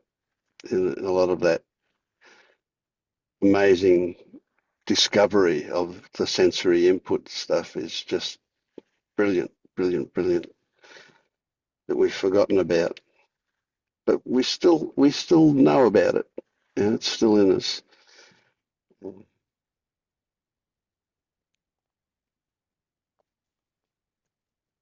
Yeah, I noticed that there's a lot less of this now, but that jerky hand movement, that quick, it's almost like you just want to get to the next moment without, and that's the bit that when that happens, then it all slows down, and that's when you can pick up all the details are picked up, but it's that living so many years just trying to get to the next moment, and just the brain just dragging you through the day. A bit like that conversation, like there's no the mind didn't give you a moment to see reality, to have a moment. So it's like like an adult dragging a child along. The child wants to pick up the dirt on the ground, but come on, you've got to get to the next bit, Mm. and it's yeah, it's just that Exhausting. rushing is just stop. Yeah, it is exhausting. It's just Yeah. And I just wanted to say, and Phoebe in particular, when you're with your daughter-in-law, the mind abhors silence. It thinks its job is to fill it. And so discomfort turns up when there's silence. And a great technique would be for you to become aware of that discomfort when silence happens. It might start with you pretending to do being silent and see what happens.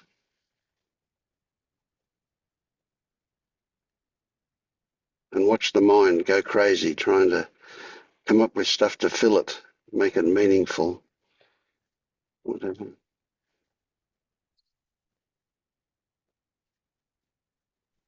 Yeah, what I'm most aware of when I'm with her is a need for validation. Like I'm looking for validation from her. And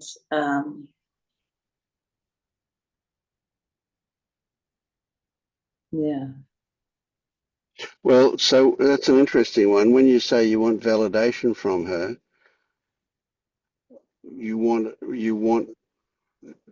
if we look at that, you want something in particular. You want approval more than validation. if you just want validation, you say to her, "What do you think of me?" And she says, "Well, I find you bloody annoying." That's validation, but it's not approval. Right, right, right. Yeah. And so where it starts is my assumption that well, it's my Check it basic out. assumption. I'm a disappointment to everyone, and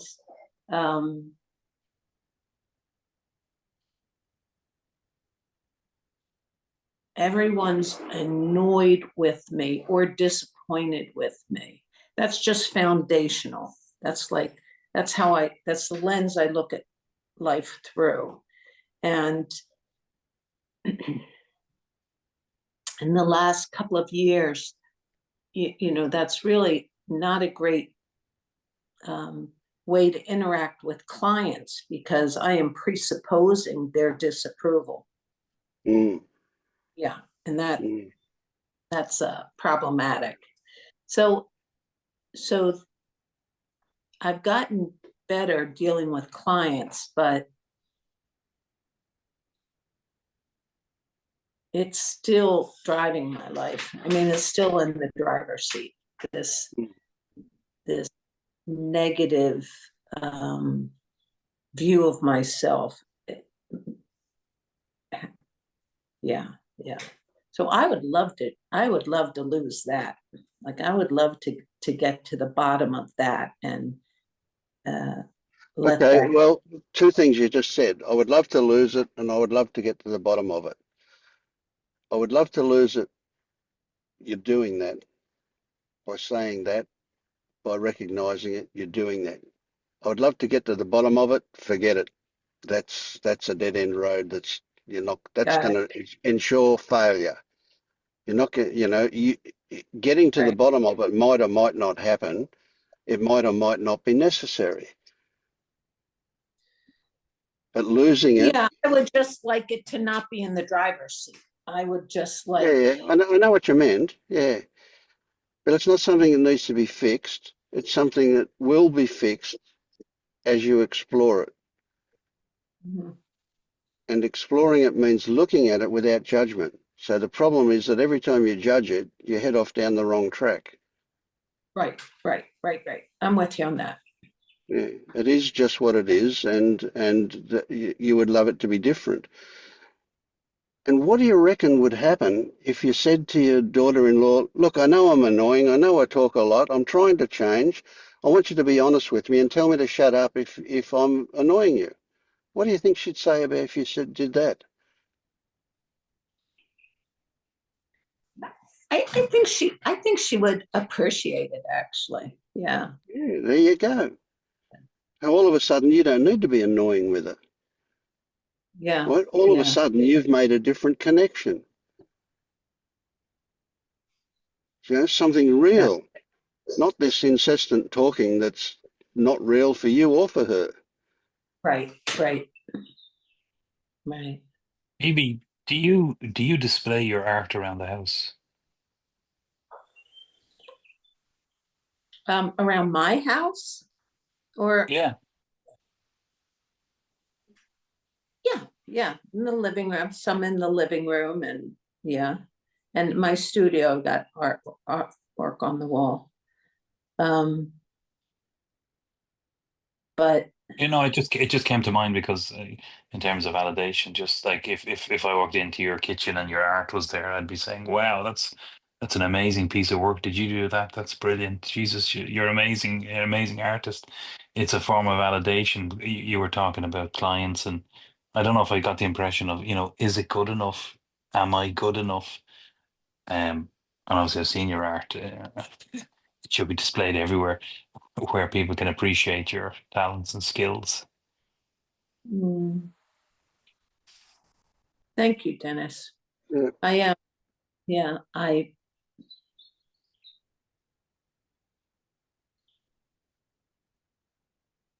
yeah. So my going to the Portrait Society conference, that was a big deal. that was me coming out in public. And I've really been hiding all these years and afraid to be judged by real artists. And it was actually incredibly validating going there. I got such positive feedback, and it was wonderful. I mean, it was really helpful. But here's a Yeah. tricky one. Here's a tricky one here. I've seen some of your art, and I think you do a great job. I love that art, right? But that pales into insignificance. See it, Paul? That pales into insignificance next to your enthusiasm for it. I love your enthusiasm. I love how excited you get. I love the energy when you talk about it. Right? That is your real art, not what comes out on paper for me so much. That's great. That's good. But it's that enthusiasm that moves my heart. Well, I want you to know I was born with that.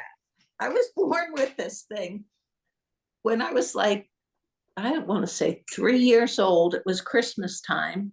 And we came downstairs, and my sister is a year older than I, looked at the couch and she said, "Oh, I got a chatty Cathy." I said, "No, that's mine." She said, "But you got that doll." I said, "They're both mine." And she believed me. I just doesn't matter if I'm talking about artwork or someone else's toys. I mean, it's like I put it out there like it's the truth, and people believe me. So the inside was just born with that ability to sell whatever I'm into. No. The ability to sell is the other's response to that, right? But what's in you is just that intensity, that amazing belief in yourself at that point. Yeah, so the thing about the painting is that's a joy that just resonates inside me. It really, I don't think it has anything to do with me. It's like being plugged into electricity. It just happened. Yeah. So you're the conduit for it. Absolutely, I Yeah. get that. Yeah, and that's what excites me with you. And that, Well, it'll be and great if I can actually get that onto canvas. yeah, That yeah. to get the vision and the heart out there. Oop, that's my chicken.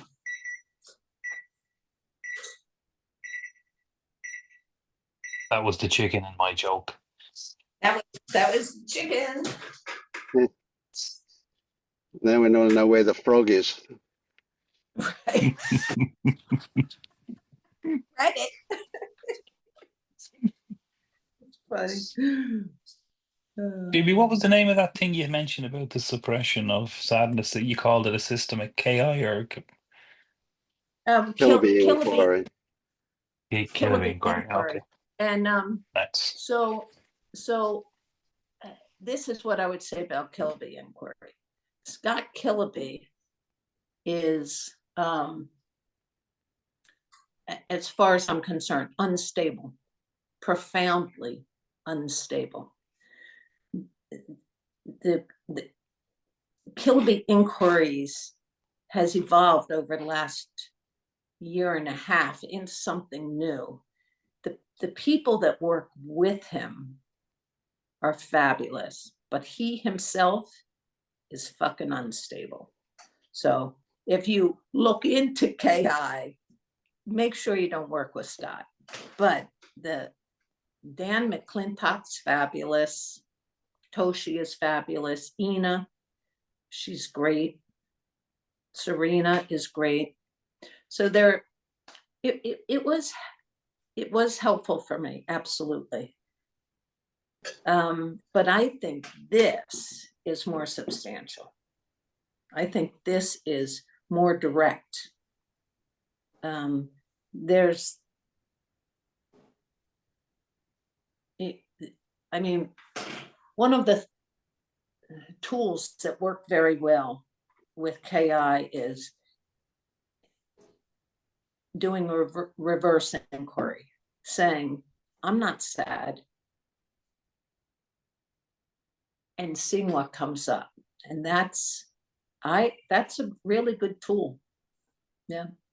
But I tell you, I think this and Pernilla's group, way more substantial. And the biggest thing about it is Vince and Marius and Pernilla and Todd are all sane. It's really great to have sanity at the leadership level. I mean, it's really great. You get a nutcase at the top of the pyramid, and it's a Russian roulette, man. I don't think it's very good. Even though the people under Scott are substantial, they're solid. They're solid, but Scott's not. But Funny how you yeah. described it there. Like that's kind of what Vince was doing with me earlier, reframing the question into something that's more tangible that you can work with. Yeah.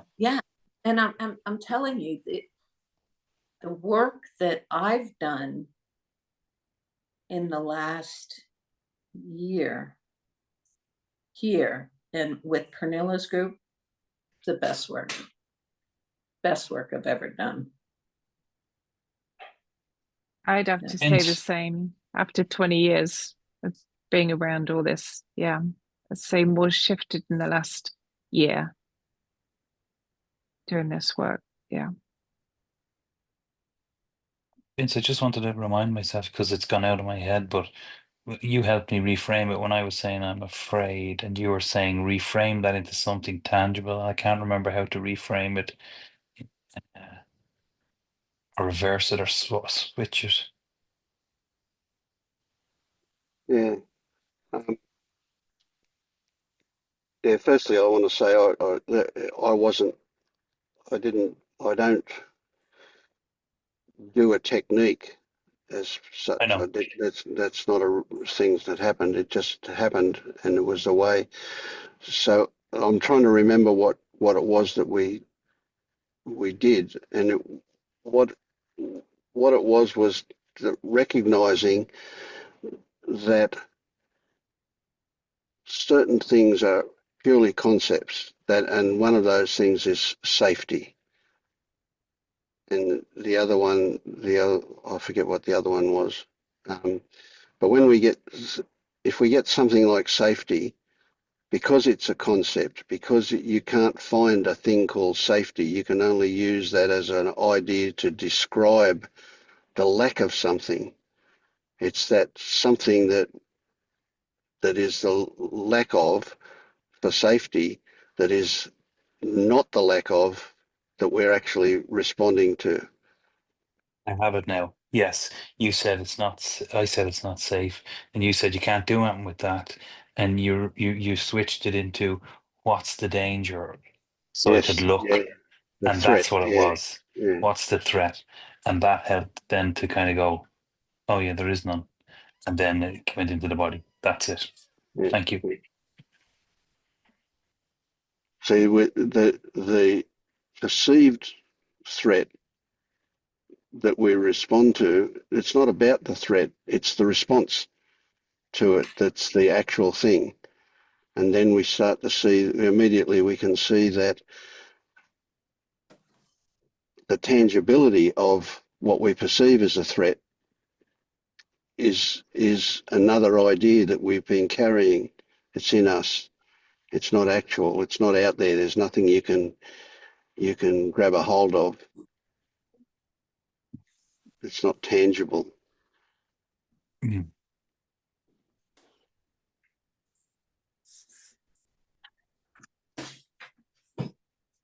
But there is a pathway. And so you've touched on and reached a level that you call sadness. And I didn't say anything about it earlier, but that sadness will also be resting on other things. And that sadness will be probably sitting on top of shame, and that shame will probably be sitting on top of guilt. And that guilt will probably be relating to a really distorted perception of what was happening and why it was happening. It would be you blaming yourself for what was going on around you. But they're Yeah. levels for you to discover, not for me to listen to me telling you about them. But by telling you about them, I'm just opening a possibility. That's all. No, you're spot on, and you've reminded me because when I was talking to Marius earlier, there was the guilt that was there, and somehow, what he was saying to me was, I'm not misremembering, but I'm there's beliefs and constructed stories about the past that causing that, and that ultimately there was, there's no choice, there's no. It's still kind of intellectual a little bit, but yeah, there's definitely that guilt that's there, Mm, and that came up. yep. But you don't need to define those things. Mm. They're on the move right now. Just because you're open to that and you're inviting those things to shift, to move, to reveal themselves, whatever. They don't have to be defined in order to be gone.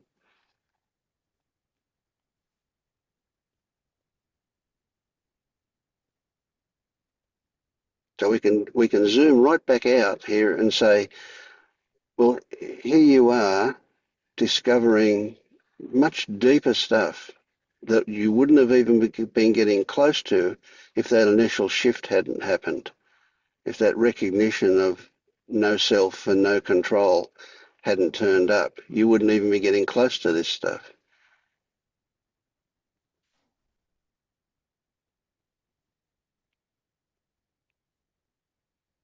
Yeah, I don't feel ready to admit that, but Well, who it's cares? obviously, yeah, it's obviously coming up. It's just coming up. Yeah, So exactly. That's that's what right. I'm Yeah. dealing with. Yeah. I don't want to build a story around it, but yeah, I suppose Yeah, the healthy thing to do when we is, zoom out, all we've got is stories. So yeah, yeah, but that's it. In not feeling it, whatever it is, it's it's resisted by building stories. And the way I beat myself up with it is to build stories about the past, what I could have done, should have done, guilt, and it goes straight to the past. But really, it's just something that's here now. yep, it is. That's right. That's brilliant. That's a really big thing. It it's a story about a mythical you that no longer exists, that probably never actually existed, but it's close enough to say yes, it existed as when you were young and you were a child and so on and so on, this stuff happened. But it's what's in you now, your relationship to that. It's not even a memory. We won't even call it a memory, or you could call it a cellular memory. That's a better story, but Mm. that's what is in you now. That is what you're relating to. And that's also what's shifting and morphing as we speak, simply because you're open to be exposed to it.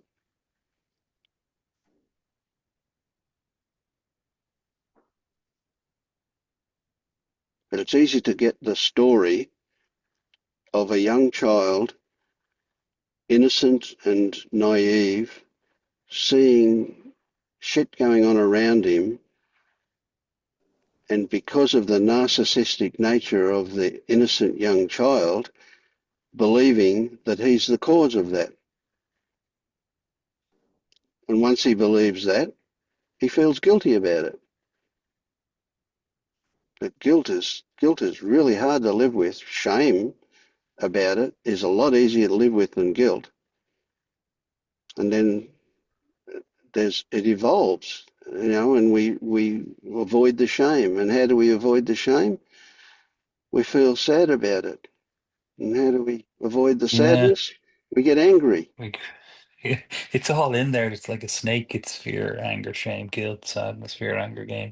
It's just a morphing from one to the other. It's which one works, which one, whatever. Yeah, and there's love in there somewhere too. They morph into Absolutely. love. Yeah, yeah. There's the expulsion of self-love.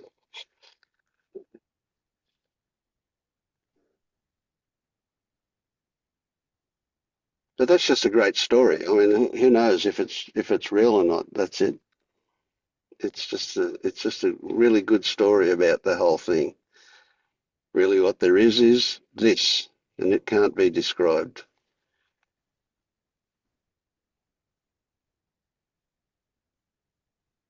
But we know it's changing. It's actually insane when you see it. It's like, oh, what if I could fix my past? Then now would be okay. And you kind of believe it, like, or this is something to be done here now to fix the past. Mhm. Like it's actually insanity. Absolutely. You know what? Yeah, but I would disagree with that. I think that what Pernilla says is you take the Dennis of today, you take the adult Dennis back to that 18-month-old or that 2-year-old, and you stand by him and say, I've got your back. I've got your back. I love you. And you wrap your arms around him. You are the only person that can reverse that. But you can reverse it by being there for that aspect of yourself whose needs weren't met by the adults around them.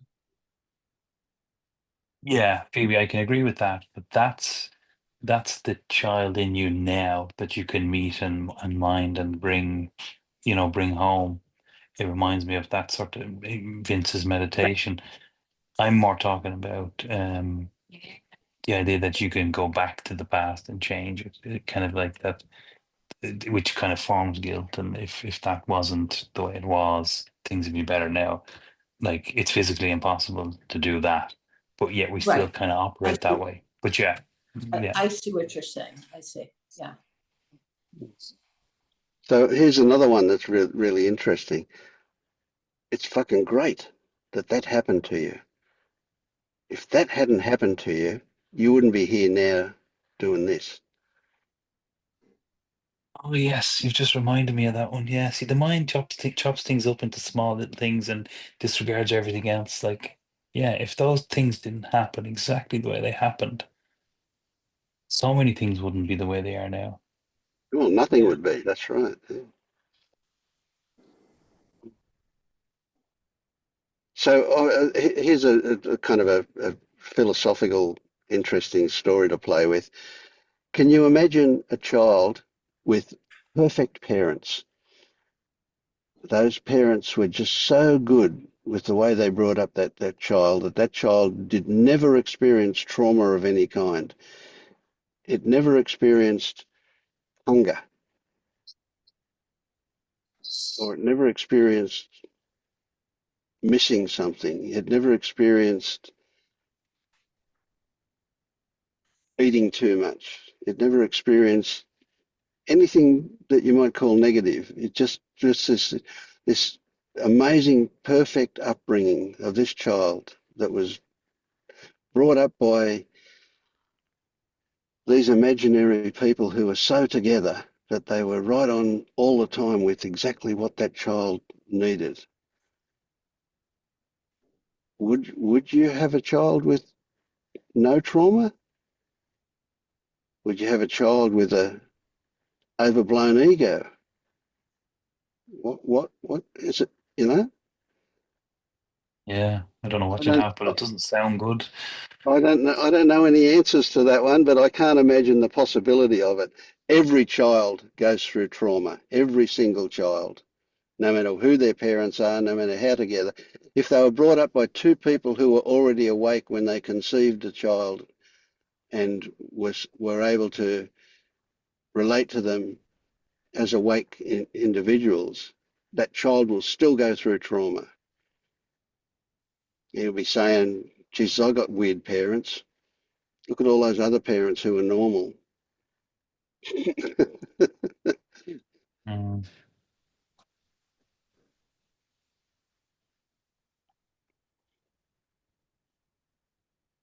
The imperfections are perfect.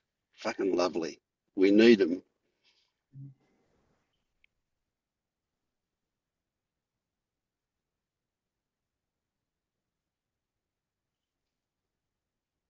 I just had a recent one done. It's just well, I was in I don't know what you want to describe, a relationship for 10 years that I was in far too long. And I did some work around it. And there was a very painful time when I had to, well, everything came up, including guilt around, having my children in that relationship for that amount of time. And anger and shame and everything came up. But how it feels today, and it has been for quite a while now since I did that work, and doing this as well, is I know it sounds strange, it was a gift. 10 years of my Yeah. life, there was a very long time I kept, whatever, I've wasted all that time, but I would not be able to sit and do this work if it just, Yep. yeah, it's opened up so much um more freedom, to be honest, which is bizarre. It's strange, isn't it? All that pain, all that shame, guilt, wasted years, and it ends up with freedom.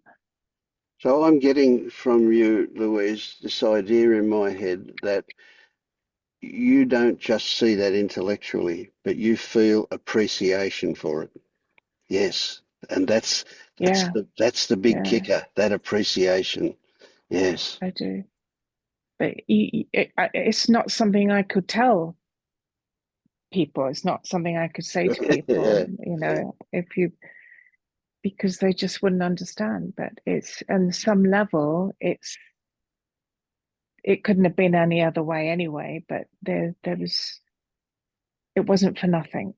That's what I Yeah. wanted to say. Absolutely. Yeah. Yeah. Yeah. Yeah. And we can expand And that to our entire life. Absolutely. yeah. Yeah. But there was also a letting go of, I have damaged my children, because that was a biggie. I felt Mm. such responsibility, and you know, doing the best that everyone does the best that they can with what they have in the moment, but knowing that they have this whole process is going to be, it is going on for them as well. Yeah. Absolutely. Yeah. Yeah. Yeah. The idea to protect them is what Vince was talking about. Life is damaging. It's like, I'm just reminded because Phoebe's here, art, and it's like a sculpture of iron and bronze bashing and dinting and forging crafting the person or the statue, that life just kicks us around into the shape we're to be. Yeah. Absolutely. And even as parents, if you try to do your best, sure, your children are exposed to thousands of other people in the world. You're only a part of their world. But it is back to that, to me, that's always back to that illusion of control, that, that there's still a me and I have control. And that's what's the core of what it feels like. That's at the core of it right now. Yeah.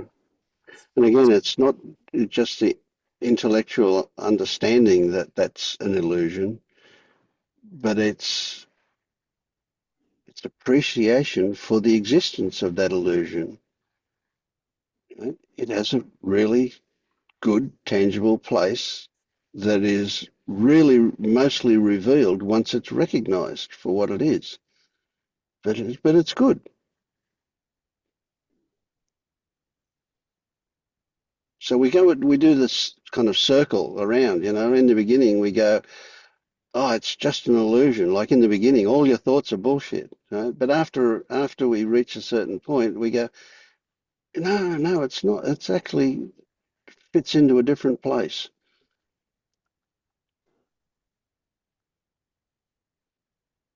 So all the illusions we're left with, they're quite useful. But as long as we recognize them as illusions, they no longer create suffering. When we don't believe they're illusions, then they do create suffering. But it's not them that creates the suffering. It's our relationship to them that does it. Our belief in them. Yeah. You reminded me of, there was a guy years ago who stood in for Adi Shanti once when he couldn't do a talk or a couple of nights talks. His name was Mike Schneider. He's a banjo player in America, but he's awake. And he said he was talking to his dad about this stuff, and his dad was frustrated and flabbergasted and kind of said, well, if it's all an illusion, he said, I'm not cutting the firewood for the fire tonight, seeing as it's all an illusion. And Mike said to him, well, that's fine if you want the illusion of freezing your ass off.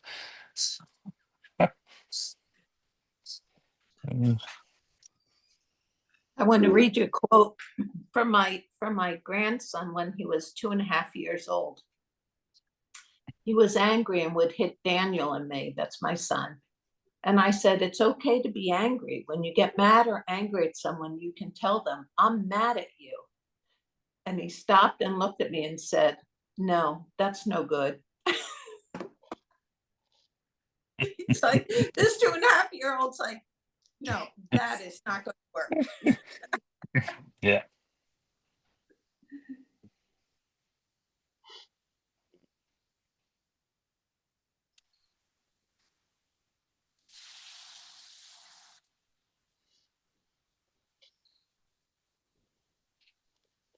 Yes, I'm going to pull the plug too now. Thank you, everybody. Oh, Good I, night. I Good night, everyone. never get sick of saying how good every meeting is good. 300 of them there, and every one of them has been just brilliant. I love it. Thank you. Night, All right. night. Good night, you Okay. guys. Bye. Night.